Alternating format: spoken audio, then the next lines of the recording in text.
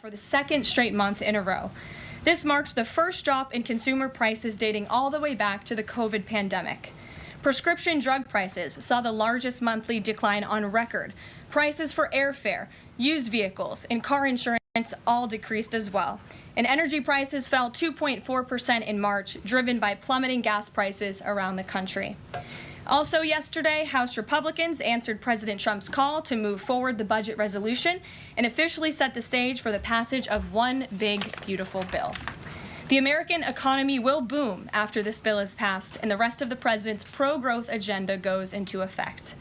The largest tax cuts and deregulation in history, coupled with our energy industry unleashed and renegotiated trade agreements that put America first, are the ultimate formula to usher in the golden age of America. On that note, more than 75 countries have now reached out to the Trump administration, eager to address the trade issues that have exploited America and hurt our workers in the process. The phones have been ringing off the hook to make deals. And these countries wisely heeded President Trump's warning not to retaliate, and as a result, they were rewarded with a 90-day pause and substantially lower reciprocal tariff rates during this period so potential solutions can be achieved. Past presidents just willingly accepted the failed status quo on trade that ripped off our workers and our companies. But that's not who this president is. He creates his own leverage and negotiates deals better than anyone else who has sat in the Oval Office before him. And that process is currently underway. On another matter, the deadline for registration under the Alien Registration Act is today. All foreign nationals present in the United States longer than 30 days must register with the federal government. Failure to comply with this is a crime, punishable by fines, imprisonment, or both. As President Trump and Secretary Noem have both said, if you register and you leave now, you choose to self-deport, you may have the opportunity to return later legally. But if not, you will be arrested, fined, deported, never to return to our country again. The Trump administration will continue to enforce our nation's immigration laws. We will not pick and choose which laws to enforce. We must know who is in our country for the safety and the security of our homeland and for all American citizens. I also have a note from the First Lady to share with you on this Friday. On Tuesday this week, First Lady Melania Trump celebrated the advancement of the Take It Down Act in the House Energy and Commerce Committee. The important legislation passed the committee with bipartisan support, and as you may remember, the President talked about this bill in his address to a joint session of Congress last month. The First Lady remains dedicated to her championing child well-being, ensuring that every young person can thrive, and, of course, championing her Be Best agenda. We urge Congress to swiftly pass this important legislation. Here in our new media seat today, we have Jordan Berman. Jordan is a social media content creator and influencer and a lawyer who grew up following breaking down the news from a neutral perspective. Jordan is the host of her own podcast called Unbiased Politics, where she dissects the top stories from the week from a legal perspective. Jordan focuses on bringing back real journalism from a nonpartisan perspective and has mastered explaining complex legal decisions to a mass audience in the short-form context. Her two biggest platforms are TikTok and Instagram, where she has roughly 500,000 followers on each. With that, please kick us off, Jordan. Thank you. As you know, yesterday the House passed the SAVE Act, and many married women, soon-to-be married women, are concerned that the new voter ID requirements may inhibit their access to the polls. What assurances can you give women voters in America to ease their concerns? Sure. Well, the SAVE Act, as you mentioned, was passed by the House yesterday. This is the Safeguard American Voter Eligibility Act. I believe I'm getting that correct. And this act is a common sense measure. It would require proof of citizenship for voting in our elections.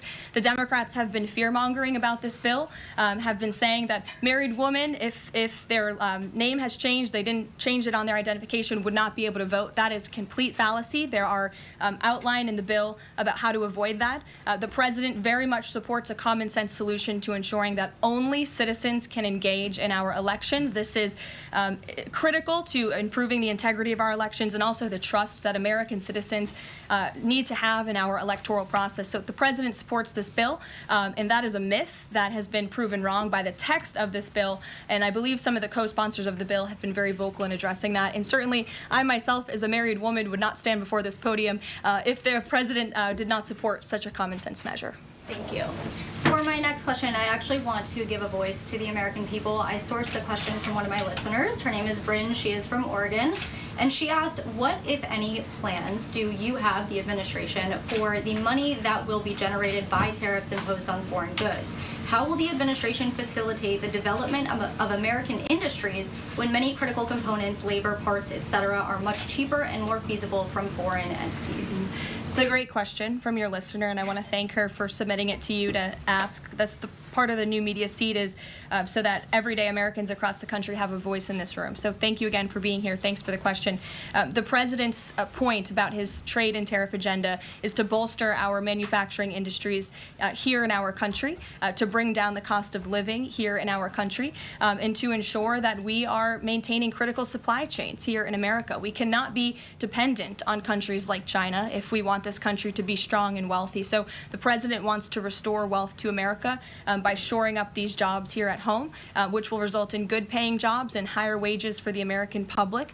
And so Americans should trust in that process. He effectively implemented tariffs in his first term while driving down the cost of living in this country, and that's what he's focused on doing again. Thank you. As a follow-up question, could I just ask, are there any specific ideas that the administration has as to what that revenue, specific tariff revenue, will be used for? Yes, to the heart of your question, the president has spoke about the trillions of dollars that he expects in revenue from tariffs and how we can use it to pay down our debt and to ensure that we are no longer faced with a crippling national debt in the trillions that is going to bankrupt our nation for future generations. So that money coming back home will make America in the green rather than in the red, which any small business owner across the country, I believe, can appreciate. Thank you so much. Thank you. Kelly. Hey.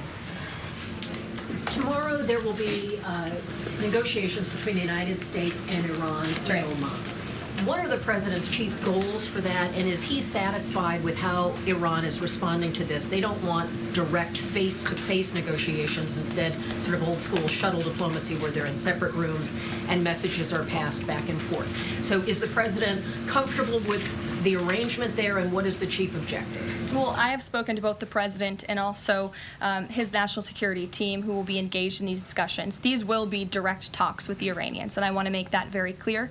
I also spoke to the president just last night about his goal when it comes to Iran, and he has reiterated repeatedly to all of you publicly and also privately to his team here at the White House, his ultimate goal and the ultimate objective is to ensure that Iran can never obtain a nuclear weapon. The president believes in diplomacy, direct talks, talking directly in the same room in order to achieve that goal. But he's made it very clear to the Iranians, and his national security team will as well, that all options are on the table, and Iran has a choice to make. You can agree to President Trump's demand, or there will be all hell to pay. And that's how the president feels. He feels very strongly about it. And can you update us on Mr. Witkoff in Russia and what's happening with direct communications with Vladimir Putin? I can confirm that Mr. Witkoff is in Russia to have direct communications with the Kremlin and with Vladimir Putin. This is another step in the negotiating process towards a ceasefire and an ultimate peace deal in Russia and Ukraine. As these negotiations are ongoing, I obviously will not get ahead of the president or his team, but I think the president has been quite clear that he's been continually frustrated with both sides of this conflict, and he wants to see this fighting end. He wants the war to end. We believe we have leverage in negotiating a deal, to a peace deal, and we're going to use that leverage, and the president is determined to see this through. Thank you. Sure. Thanks, Caroline. President Trump has said China wants to make a deal on tariffs. The president says he has a great relationship with Chinese President Xi. He's willing to speak with him directly. Why doesn't the president just pick up the phone and get this ball going? All of the things the president just said are true. The president, as I said from the podium just a few days ago when I was up here, would be gracious if China intends to make a deal with the United States. If China continues to retaliate, it's not good for China. The United States of America is the strongest, best economy in the world, as evidenced by the more than 75 countries who have called the administration immediately to cut good deals. So the president wants to do what's right for the American people. He wants to see fair trade practices around the globe, and that's his intention and his goal. So is he waiting for China to make the first move here? I'm not going to comment on communications that are happening or may not be happening, or either way. We'll leave it to our national security team to get these discussions underway. And as always, in the effort of transparency, we will provide updates moving forward. But the president has made it very clear he's open to a deal with China. Why is he optimistic that China's going to make a deal or wants to make a deal? If they're not talking, where's that optimism come from? He's optimistic. Hey, Sean. why would any of our allies work with us to isolate China in a trade war if we're treating friend and foe alike? You'll have to talk to our allies who are reaching out to us. The phones are ringing off of the hooks. They've made it very clear they need the United States of America. They need our markets. They need our consumer base. You saw Prime Minister Benjamin Netanyahu in the Oval Office with the president saying that he was going to bring down all of their monetary tariffs and their non-monetary tariff trade barriers as well. We've heard from South Korea. We've heard from Japan. The president has spoken to Vietnam. We have Italy coming to the White House next week. There's a reason for that, Sean, and it's because they need the United States of America and our business model and our markets to survive, and the president is using that leverage to our advantage. Michael. Hey, thank you, Caroline. Two-part question on China. Beijing says it will simply ignore any further tariff escalations from the U.S. Does President Trump see this as China backing down? And as a follow-up to that, what do you say to people like Shark Tank's Kevin O'Leary who say, you guys simply haven't tariffed China enough? Look, the tariff rate on China remains where it was yesterday, at the 145% level. The president made it very clear when the United States is punched, he will punch back harder. And he hopes to make a deal that benefits the American worker and our companies that have been ripped off for far too long. And he's finally taking bold and courageous action to do that. You know, taking on China is, in the terms of trade and tariffs, is something that both Democrats and Republicans alike have spoken about for decades. President Trump is finally doing it. Caroline, real quick, the president of El Salvador is coming to the White House on Monday. Does President Trump want him to bring Kilmar Abrego Garcia with him? The Supreme Court made their ruling last night very clear that it's the administration's responsibility to facilitate the return, not to effectuate the return. I believe the Department of Justice just filed another brief in the lower court. I would defer you to that for any updates. But as you mentioned, President Bukele will be here at the White House on Monday to talk about the cooperation that is at an all-time high. And we very much appreciate President Bukele and El Salvador's cooperation and the repatriation of El Salvadorian gang members who the previous administration allowed to infiltrate our country. Sure. Thank you very much, Caroline. The president spoke quite highly of the great relationship that he has with the Turkish president. We know that the president might be heading off to the Middle East very soon. Is he planning to meet with the Turkish president, either here in the White House or in Turkey? Any plans? I don't have any details about the president's overseas trip other than to say he was surely going to Saudi Arabia. There could be more countries as part of that trip. We're working on the details, and as I've said repeatedly, we will provide the details of that trip as soon as possible. A trip to Turkey, or his invitation to the Turkish president, is under consideration? I'm not going to comment on the details of the trip, but once they're confirmed, I will certainly let you all know. Yes, Stephen. Thank you, Caroline. I'd like to ask you about presidential health and also about tariffs. On presidential health, are there plans for the president's physician to come here and take our questions? And also, President Trump repeatedly makes remarks about the former president's health. Is he considering using his executive powers to bring any greater transparency there? As I have said, the president is undergoing his long-scheduled physical. It's a yearly physical that every president receives, and we will provide an update on that by the president's physician as soon as we possibly can. And about the former president and transparency regarding his health, are there... Well, I can tell you there was certainly a lack of transparency from the former president, from the entire former administration, and frankly, a lot of people in this room when it came to the health and the competence of the former president of the United States, Joe Biden. There was one of the greatest cover-ups and frankly frankly, political scandals this nation has ever seen. It's been unraveled in some recent books that are being written by journalists who engaged in that cover-up and scandal, which is quite ironic. But this president is clearly committed to transparency. You in this room see him and hear from him on a daily basis.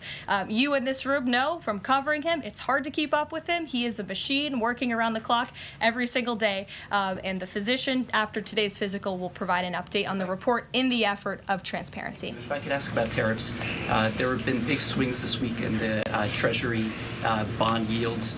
There's a theory that it might be because of China dumping these as leverage, driving up costs for U.S. loans like mortgages. Does the White House have evidence that this is in fact a result of Chinese dumping? And if so, is there a message on that? Not to my knowledge, but I would check in with the Treasury Department on that. I can tell you I know our Secretary of Treasury, Scott Bessent, is keeping a very close eye on the bond market. He spoke about it at the White House this week, and I know he's keeping his eyes on it day to day. Ed. Thanks. Thank you, Karoline. So the administration, I have an administration source who's telling me that we're weeks away from the first deal with the country over tariffs. Where is the administration? How soon can we see that? And what country is that first one? I won't reveal or get ahead of our trade team as these negotiations are obviously ongoing, but I can tell you very good progress has been made. Jameson Greer was on television this morning, and I spoke to him, and he confirmed that more than 15 offers are already on the table, which is remarkable in just a mere matter of days. And as I said earlier, we've heard from more than 75 countries around the world. This is a team effort. The president has a team of great, brilliant advisors who have been with him every step of the way, and all of them will be divvying up the workload. And I just want to give the president and his trade team credit for taking this on. This is a massive undertaking. There's no doubt about it. We take it very seriously. The president is determined to renegotiate global trade on behalf of American workers. And again, you've seen people on both sides of the aisles calling for this for years, but I think no other president lacked the courage or maybe the work ethic or the stamina to take on such a task. And I know there were some questions about the president's delayed departure earlier to Walter Reed. I'd like to address it was because he's working on this very issue, so he was running a bit behind this morning. On the 90-day pause, what would the president need to see in order to extend that 90-day pause for countries on tariffs? Well, I think the president addressed this yesterday when he said he's hoping that there will be good deals made before the 90 days is up, and we will cut those deals as soon as we possibly can, country by country, tailor-made deals for each and every country as they all propose unique challenges and unique assets to each country, advantages rather, and when that 90-day mark hits, the president will make that decision then. One more, if I could, on a different subject. So a bird earlier attacked my colleague, Peter Doocy, during a live shot at I'm wondering the White if House. that's why Peter is absent from the seat. Is he doing okay? He's recovering. Has anyone checked on him? He's recovering. Is anyone looking into that incident? I could check in with GSA to see if anybody here is looking into it. I also understand there was a mouse in the briefing room earlier today, so I'm hoping somebody checked in on that, as I'm hoping it doesn't run up here and distract me. That would be a good way for all of you to distract me, actually. Have a mouse come run up here. So I'll get an answer for you on that, out of respect for our good friend Peter. Jeff. Why is American consumer confidence so low? Look, I think there's a great optimism in this economy, great optimism for the American people, a lot of reason for people to feel optimistic. The president is, as I just said, trying to renegotiate the global trade agenda that has ripped off the American people for far too long. As he said, this is going to be a period of transition. He wants consumers to trust in him, and they should trust in him. Look at what he did in his first term. And I just want to reiterate all of the reasons to be confident since you asked, Jeff. For those watching at home, yesterday the CPI report, inflation declined massively. Consumer prices are dropping for the first time in years. Energy prices are down. In fact, oil prices are down 20% since this president took office. Wholesale prices fell again. There have been trillions of dollars in investments into this country. Every day the president is signing executive orders to cut regulation, especially when it comes to Environmental Protection Agency, our energy industry. That's going to unleash the economic boom in this country that we saw in the president's first term. So trust in President Trump. He knows what he's doing. This is a proven economic formula. What is he asking of Americans at this time? He talked about transition costs, transition problems. Is he asking something specific for Americans to do? No, I think the president is asking for Americans trust in Trump, as I just said, trust in his economic agenda and formula. It's a proven formula that works. And by the way, clearly the American people do in fact trust him because they did just overwhelmingly elect him to this office. Jennifer. Is he going, I'm asking about the physical, is he undergoing any general anesthesia, and can you outline any of the other tests that he's doing today? He is not. He is undergoing quite a few tests, imaging. Again, it's a it's a yearly physical, so there's quite a lot that goes into it to make sure the president is accomplishing all of his goals, and we will provide a readout of that as soon as we can. And will you be committed to releasing all of the results, as many of the results as possible? Of course, yes. The president's physician will do that. I spoke with him this morning. Karoline, Sure. will you guys also consider releasing the president's fitness plan? He actually looks healthier than ever before. Healthier than he did 8 years ago, and I'm sure everybody in this room could agree. Is he working out with Bobby Kennedy? And is he eating less McDonald's? I can confirm the president is in very good shape, as you see, on a near daily basis here. And in that vein, thank God it's Friday. It's been a very long and busy week here at the White House. We will see you all on Monday, and we will release the results of that report as soon as we can. Have a great weekend, everybody. Thank you. Have a great week.